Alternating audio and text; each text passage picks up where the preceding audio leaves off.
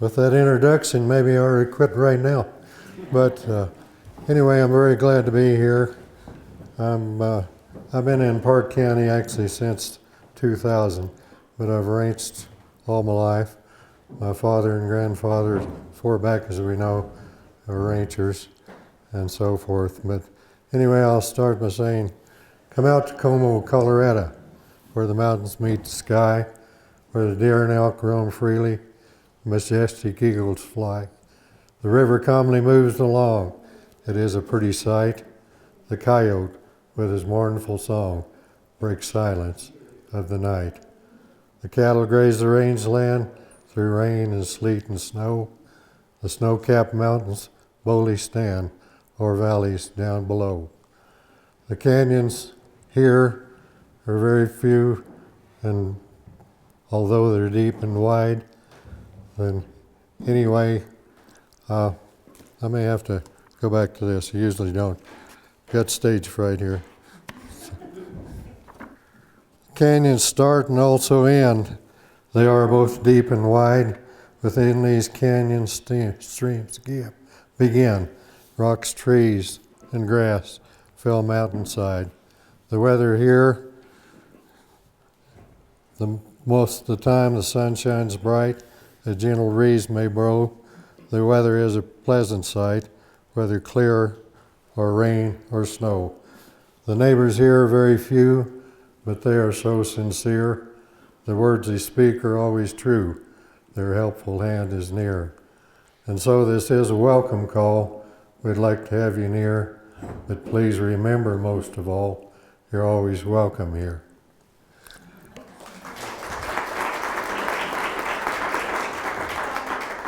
My dad was a rancher, but he was also a well-noted horse trainer. He had some of the first quarter horses was registered in that breed in 1940 when it started. And he was also a mason, an auctioneer, done about everything that he could to make a living. I was born in the early 30s in the Dust Bowl days and in the Great Depression. And too was very hard on people. They had severe drought, and he wrote this one poem called The Meditations of a Cowboy. How this came about, the government actually, there were so many cattle and such sparse grass, no feed for them. And it was sad but true that they had to come in and they demanded that you sell the cattle to the government, at least a certain portion to them. And they actually destroyed the cattle. But they gave the going price, which is $2 and $3 a head. And hard to believe now when you see cows bringing $3,500 a pair. But anyway, they had to destroy this one old cow that had a real pretty set of horns, and he was attached to her, and he had a gate with a cross over the top pole up there, and he took the horns from this old cow and put them across that area. And he wrote this poem. It says, this old cow's horns, her memory mourns and serves us to remind. She's gone her way as all cows may, and left this much behind. And poets say that we too may leave on this earth reminder, if we have copied from this old bull vine who left her horns behind her. Oh, equal things are cows and kings, when death exacts his toll and lays us low, how do we know that we possess a soul? And equal too are me and you, though barriers divide us, for death respects no social scale when he steps up beside us. I leave for you these lines of thought, when all life's battles I have fought.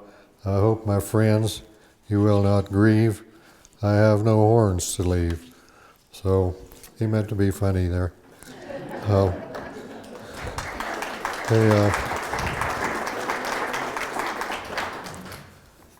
Then he just wrote about his common things he had done and his thoughts as they went along. Incidentally, this poem that I just read was probably written in about the 1920s or 30s. And if he was alive, he'd be 125 or so today. And he called this poem Hindsight, and he was pretty successful, very successful, raised a lot of registered Hereford bulls, sold them, and had a lot of good quarter horses and paints, and I follow the suit today. He called this poem Hindsight. As I look upon the picture of the lad who used to be, I thought of many incidents that have befallen me. I can count 1,000 blunders of the greatest consequence and about a dozen million of the ones of less expense.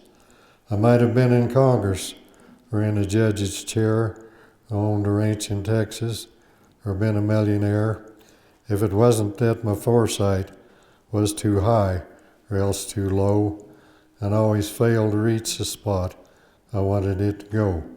My hindsight's good, I must admit, looking back to see just where I missed the target in the years that used to be. But I'm not inclined to worry o'er the time I've spent, or brood with sad misgivings o'er the days that's come and went. I have tasted sweet and bitter, I have lost, and I have won. I've had a world of trouble, but I've had a lot of fun. So as I face the future with a smile that's hard to jar, I'm going to take my chances and accept these things as they are.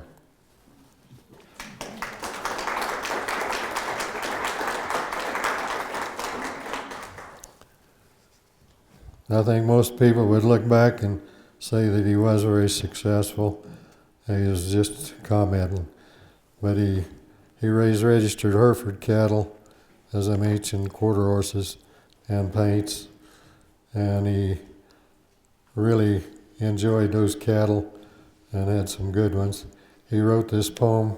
He said, "Come ride with me across the plain after the first warm shower of springtime rain. You'll see a sight no art can portray of flowers blooming on a bright spring day. And like the flowers that come to view are the white-faced babies quite as new. And there is the one we thought by the glow of the bunkhouse stove not a month ago. Oh, the beauty of spring is all around. A carpet of green spreads on the ground, but the picture of spring is not complete without the white-faced baby's feet, frolicking gleefully in their play or napping lazily through the day. And as we feast our worries' eyes, all that is bad we minimize. Dame Nature sure gave art the laugh when she made and painted the white-faced calf."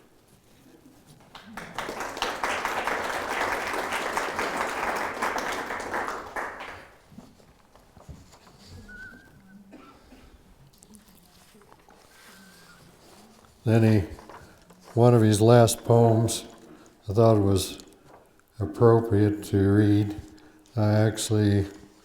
He was in Oklahoma. I went and got him and brought him back to Meeker, where I spent 40 years of my life and took care of him. But one of his last poems was Toward Journey's End. He said, "As we near the end of life's journey, 'tis futile to regret. There are things that we are prone to remember, and there are those we'd like to forget. On the scales of check and balance, we evaluate the past. We think of its joys and sorrows and pleasures that couldn't last. Our foolish acts are finished, and regret them as we may, we cannot bring them back for redoing on any future day. If we apply the golden rule, alike to foe and friend, 'twill be a source of happiness toward the journey's end. We may not have reached the goal we devotedly walked toward, but if we used the golden rule, 'tis enough of a reward. We do not have the power to live life in reverse. We feel we may have done better, but thankful we didn't do worse.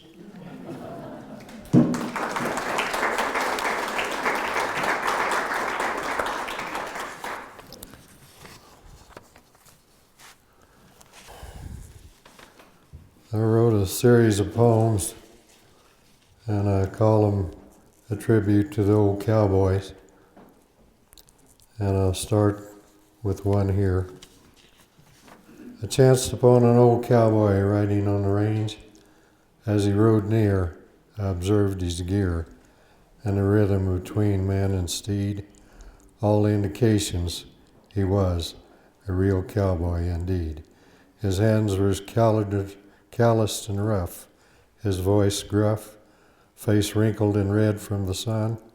Easy to tell he had endured the spell until the job was done. He dismounted with ease and shook my hand. He had a grip like a bear, but it was not his strength that impressed me most.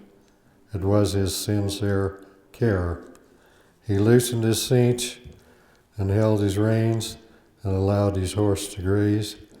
The words he spoke that followed continue to amaze. He said, I've lived for fourscore and more, some lessons I have learned. Along the way, be careful of the words you say and only take your turn. Treasure first your self-respect. You only have it if you earn it. If there is a lesson to be learned, learn it. $1 to be made, earn it. Your conscience rides with you each day. It knows what you do and what you say. The one person you can't fool is you. You know right from wrong in all you do.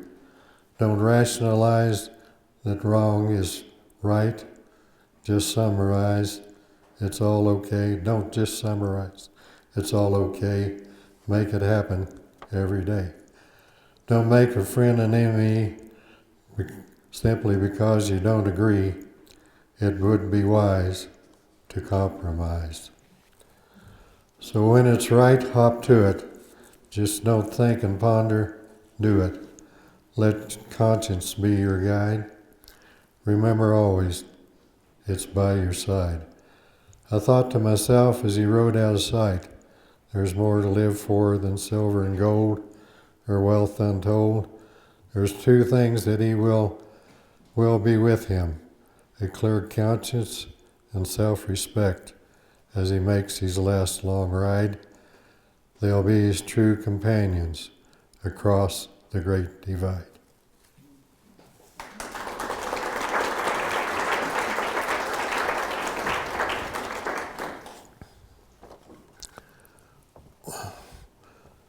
Well, I left home when I was 14 years old, not because I had to, but everybody was poor then. If you could support yourself, you was doing your folks a favor to move out. And I'm not knocking churches. I think they're great. I think every church grabbed me and said we were right and you ought to come this way. I wasn't anything but confused. I finally did join one, glad I did. But along the line, I wrote a Cowboy's Creed. It's rather long, so I'll just give you a few excerpts of it. I said, good neighbors shut each other's gates, overlook each other's traits. Don't criticize their fellow man, just help each other when they can. Do your best with what you got. Don't brood over what you're not. Just do the best. Always do the best you can is all I ask of any man. Don't ever depart from those in need.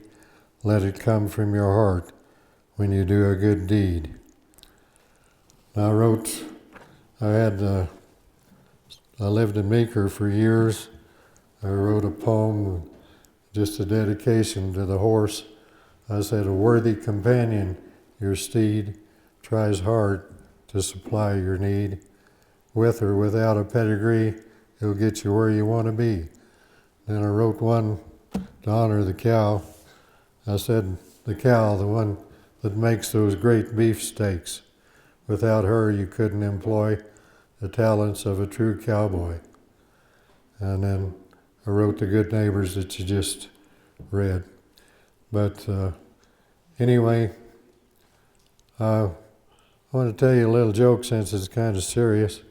I know it wouldn't apply to anybody here, but there's an old couple went in, they was having a little trouble remembering.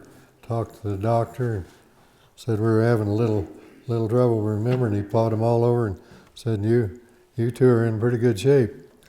But he said, just write it down. So the next morning, the old man gets up and tells his wife, he said, I want a pancake with chocolate syrup on it. I said, write it down. She said, I don't need to write it down. I can remember all that. So she comes back with his breakfast. She's got ham and eggs and a biscuit. He said, yeah. She said, you should have wrote it down.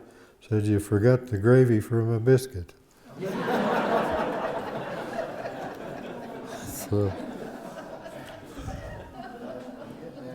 anyway, I could have a lot more, but I kind of believe in three things. Get up, speak up, and shut up. So I've enjoyed all of you. I think you got a good program, and I'm glad to be here. Glad to see all of you.